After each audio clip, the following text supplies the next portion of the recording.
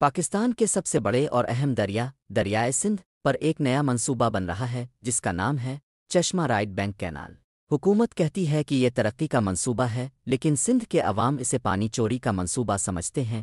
آج ہم آپ کو بتائیں گے اصل حقیقت۔ اس وقت سندھ بھر میں لوگ احتجاج کر رہے ہیں، جگہ جگہ ایک ہی آواز سنائی دیتی ہے: سندھ کا پانی چوری نامنظور۔ لیکن آخر ایسا کیا ہے اس کینال منصوبے میں جس نے سندھ کے عوام کو سڑکوں پر آنے پر مجبور کر دیا ہے؟ یہ نیا کینال منصوبہ دریائے سندھ کا پانی لے کر خیبر پختونخوا اور جنوبی پنجاب تک لے جانے کی کوشش ہے۔ حکومت کہتی ہے کہ اس سے کاشتکاری کو فائدہ ہوگا، لیکن سندھ کے عوام کا سوال ہے، جب ہمیں پہلے ہی پورا پانی نہیں ملتا تو اب اور کیسے کم کیا جا رہا ہے؟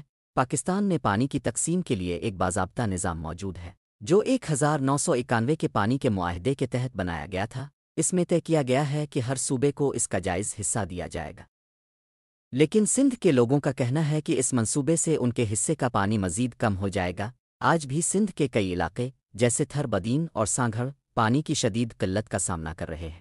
کسانوں کی فصلیں برباد ہو رہی ہیں، پینے کا پانی ناپید ہوتا جا رہا ہے۔ ایسے میں اگر مزید پانی اوپر کے صوبوں کو دیا گیا تو سندھ کا کیا بنے گا؟